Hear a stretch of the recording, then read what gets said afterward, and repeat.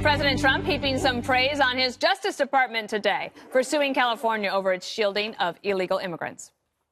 Sanctuary cities, we're working very hard. The Justice Department has done a fantastic job. I do think we should have legislation where we put an extra line in the money that we give them.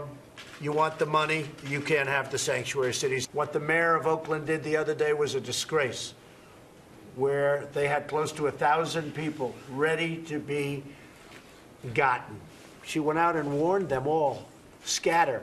So instead of taking in 1,000, they took in a fraction of that. Very dangerous from the standpoint of ICE and Border Patrol. Very dangerous. She really made law enforcement much more dangerous than it had to be. The sanctuary state lashing out hard against the administration for targeting its immigration policies. Watch.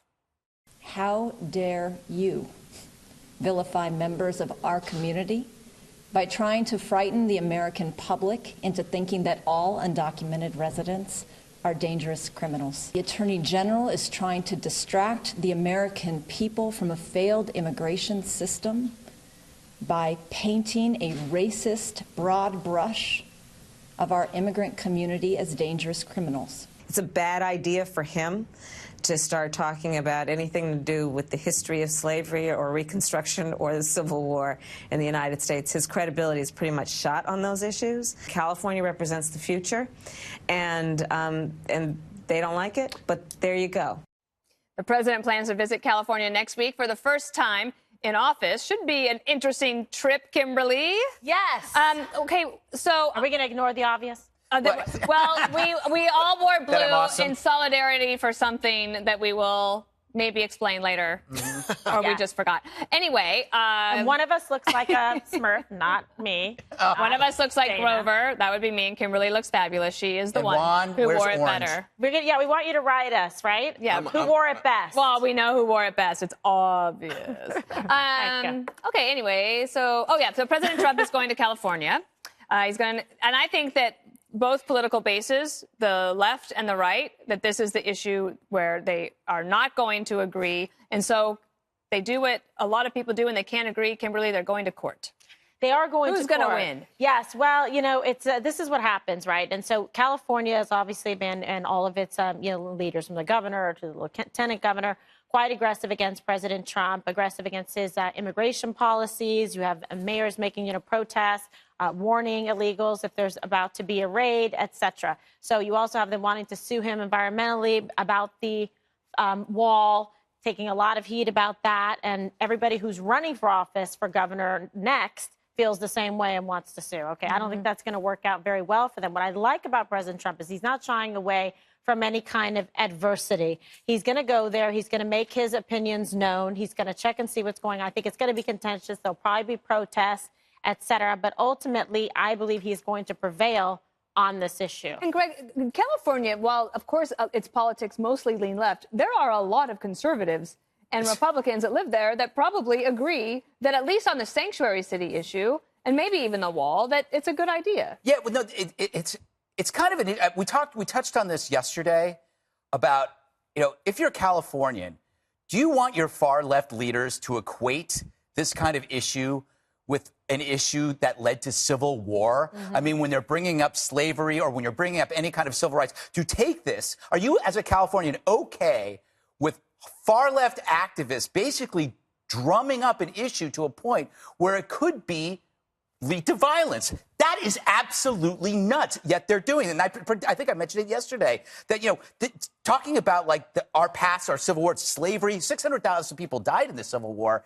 It's a little bit irrational to bring up these things when you're talking about, illegal aliens and a federal law, in sanctuary cities. It's a bit irrational. And I go back to the other point I said, if you're okay with violating a law that you don't like, then you better be okay with me violating a law that you like. So can I have a sanctuary city for open carry or an abortion-free zone? What would really tick off the left would be smoking. Or how about this? Just an entire city, sanctuary city for unborn children, a permit to carry, and country music.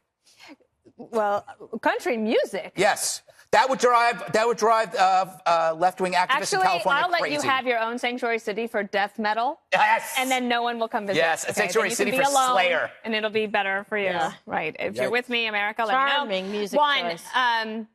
Okay, I had a great question for you about sanctuary city. I mean, I really had a good one. He threw me off with country music. So I'll just let you say whatever you think you want to say. I agree with Greg, says Juan. Okay, moving on. Yes, because it's kind of a blue Thursday. Yeah. So my thought is this, that there's so much interesting, so many layers to this, because, as you know, President Obama sued Arizona for violating some of the federal government's policies with regard to immigration, and he won. He won because the court said that federal law, when it comes to immigration, is supreme and is the law of the land, and states shouldn't interfere. California's response to this, though, is that they are not interfering, that, in fact, what they're doing under the 10th Amendment, which guarantees them the right to protect public safety, is taking steps to make sure, one, that, for example, private employers aren't simply trying to avoid paying people by calling the feds and saying, hey, get these guys out of here before I have to pay them, or secondly, that people who are not criminals but are immigrants are not abused when they are detained and housed in facilities, sometimes for-profit facilities. There's been a history of past abuse of immigrants. And when it comes, Greg, to this talk about slavery, that was brought up not by Kamala Harris, that was brought up by our Attorney General, Jeff Sessions, who said that the southern states believed in nullification of federal law, and that's what he said California was up to. I think that there are areas here where California is going to say, we're not trying to nullify any law. We're simply trying to protect the state of California. We're trying to protect our citizens. From what? Well, public safety, because remember, even the police chiefs say... threat to public safety? The threat to public safety is that people feel like they can't talk to the cops, they can't talk to law enforcement because they're in fear of immediate... The statistics aren't there for that The claim. statistics back it up. That's why the police chiefs back it up. Well, some police chiefs do. And some don't. That's true. That's why I said some do.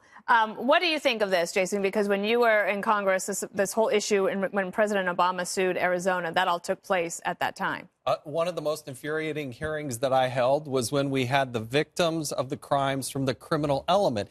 The point isn't about the bigger, broader population, although if you're here illegally, you're here illegally, but it's the criminal element. And 80,000 times during the Obama administration, there was somebody that was incarcerated, got entangled with the law, they were convicted of a crime, and then President Obama released them back out of the United States, as opposed to deporting them. And the Democrats in California are absolutely nuts. They're trying. They're Tell us about it. They are absolutely nuts. We're talking about taking care of ICE officers that are trying to get rid of the criminal element. Yeah. And all the problems and things going on in California, like education and crime and not funding their pensions, they have to go out and pass a law saying, hey, your private entity, you cannot cooperate with the federal law enforcement? That's crazy. No, I didn't say they couldn't cooperate. They're California, and they could lose on this, as Kimberly said, but they simply said that they want a 72-hour period so that employers are not in the position of saying, we don't want to pay these guys, or we can get rid of these guys and get a new batch of illegal immigrants that we can pay less. That's what that's about. No, they go to great lengths to protect the criminal element as opposed to supporting those ICE officers who put their lives on the line when they go to work. I think that you remember that President Obama was called the deporter-in-chief because he was very aggressive. And by the way, the American people are very not aggressive enough. If you have committed a crime and you're an illegal immigrant, people want you out. What we're talking about is red meat for the base. I think that's what Pelosi said. That's what this is. This is Trump. And you're Sessions, in trouble when you're quoting Pelosi, Juan. Yeah, well, I'm going to ask credibility. Let me ask about the politics. She speaks the truth, and it aggravates Republicans who love to beat her up. She is a truth speaker. She is. I wanted to ask you about the politics of this because there is a gubernatorial and a Senate election in California next year. And so in some ways, what you're seeing in some of the comments from somebody like the mayor of Oakland, she said, how dare you needlessly endanger the lives of our law enforcement officers to promote a radical open borders agenda. For overzealous. But is this issue going to pull all of those Democrats that are in the gubernatorial race farther to the left as they try to win that primary, possibly making it hard for them to tack back to the center? I think it will make them difficult for them to tack back to the center for sure. But let's be honest. If you're talking about the gubernatorial race, you're talking about the current lieutenant governor, right, Gavin Newsom, and you're talking about, I heard of him, and Antonio Villaraigosa, yeah. Work hard for my endorsement. So both of them are already pretty decidedly left. But there is a component down in Southern California that they're going to want to try to snag and grab that base. Okay. But it's going to be tough because I think they are going to be pushed even further to the left. You see it already in the rhetoric, saying they want to sue the president for this, saying that they don't want to observe these policies, saying that you should, in fact, be warning people when these raids are happening. So they've kind of already made their choices. They've made their bed. And then what happens then for conservatives in California? Should they stomp their feet? Well, there is the Gutfeld solution, U-Haul? which is U-Haul selling California to Mexico for $50 trillion. Right. I forgot about that. The rest of America, 49 states, gets a 3-year tax holiday because that's about $10 trillion. The remaining $40 trillion goes to solve poverty, air pollution, diseases. By 2030, America will consider buying California back, but only if they behave. And who's going to be the judge of that? I am. But Larry Kudlow is considering this. He told me he was listening to you in the car, in the radio. Who said this? Larry Kudlow, perhaps You know what? the I next always liked him. national economic advisor for the Yes, we president. talk daily. I've never met him. He's good. He thinks this is the best Last show. word to Trump you, should put Jason. him in. Senator Grassley or Bob Goodlatte, the chairman of the House Judiciary Committee, should immediately call up the mayor of Oakland, have her raise the right hand and testify and explain exactly what went down. How did she know these raids were coming? Where did she get that information? Why did she do it? Congress should put her on And then the we'll hot have seat. a Under fifth own. special counsel. I know. That's right. Spoken like a true Congressman.